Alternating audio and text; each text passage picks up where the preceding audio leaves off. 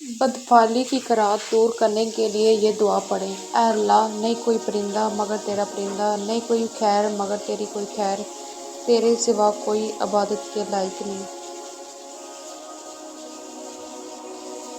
سونے سے پہلے یہ دعا پڑھیں۔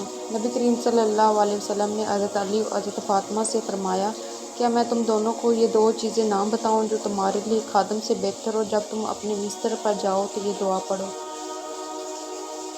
لباس پہننے کی دعا۔ سب تعریفیں اللہ کے لیے ہیں جس نے مجھے یہ کپڑا پہنایا اور میری کسی طاقت اور کسی قوت کے بغیر مجھے عطا کیا۔ قضائے حاجت سے پہلے کی دعا۔ اللہ کے نام کے ساتھ، اے اللہ، میں خبیثیوں سے تیری پناہ مانگتا ہوں۔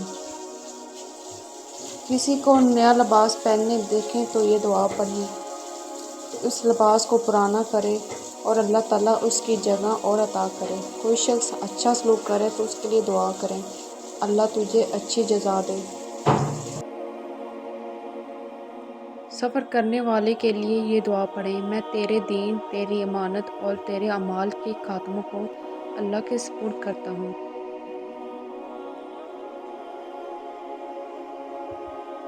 ہر قسم کی مخلوق کے شر سے بچنے کے لیے یہ دعا پڑھیں۔ میں اللہ کے مکمل کلمات کے ساتھ پناہ چاہتا ہوں یا چاہتی ہوں اس چیز کے شر سے جو ان بچوں کو اللہ کی پناہ میں رکھنا۔ رسول اللہ صلی اللہ علیہ وسلم حضرت حسین اور حضرت حسن کو ان کلمات کے ساتھ پناہ دیا کرتے تھے، میں تم دونوں کو ہر شیطان، ہر زہریلے جانور سے اور لگ جانے والی نظر سے اللہ کے مکمل کلمات کے ساتھ پناہ دیتا ہوں۔ جب کوئی کام اپنے اختیار سے باہر ہو جائے، مجھے اللہ کافی ہے اور وہ بہت اچھا کارساز ہے۔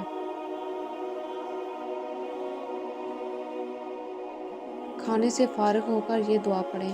تمام تعریفیں اس اللہ کے لیے ہیں جس نے مجھے یہ کھانا کھلایا اور میری کسی بھی طاقت اور قوت کے بغیر مجھے یہ کھانا عطا کیا۔ بارش ہو تو یہ دعا پڑھیں، اے اللہ، اسے نفع دینے والی بارش بنا دے۔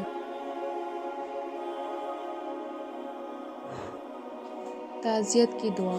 اللہ ہی کا ہے جو اس نے لیا اور اسی کا ہے جو اس نے دیا، اور اس کے پاس ہر چیز مقرر وقت کے ساتھ ہے، اس لیے تمہیں چاہیے کہ صبر کرو اور ثواب کی نیت رکھو۔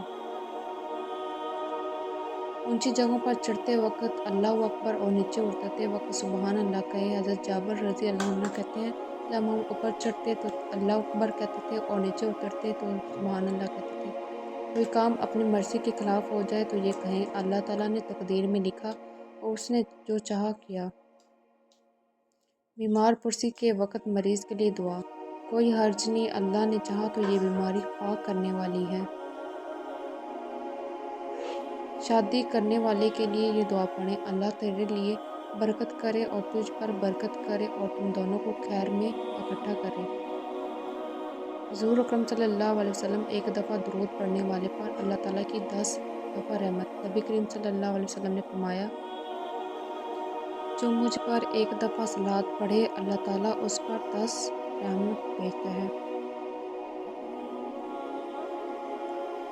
کھانا کھلانے والے میزبان کے لیے مہمان کی دعا۔ اے اللہ، تو نے انہیں جو کچھ دیا ہے اس میں ان کے لیے برکت فرما اور انہیں بخش دے اور ان پر رحم کر۔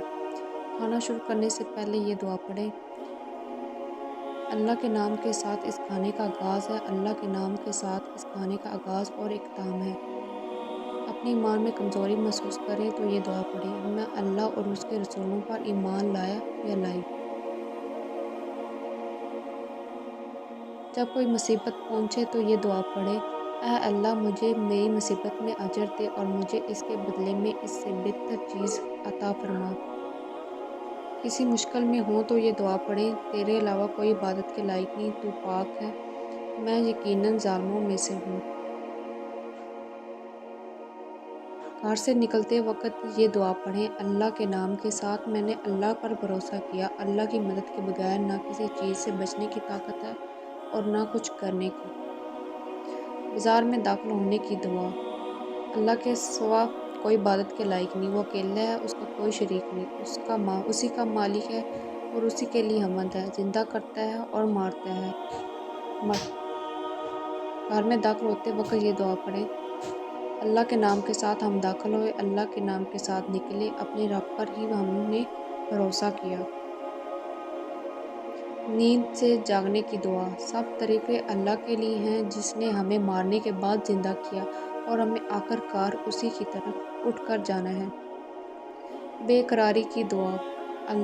اللہ میرا رب ہے، میں اس کے ساتھ کسی چیز کو شریک نہیں ٹھہراتا۔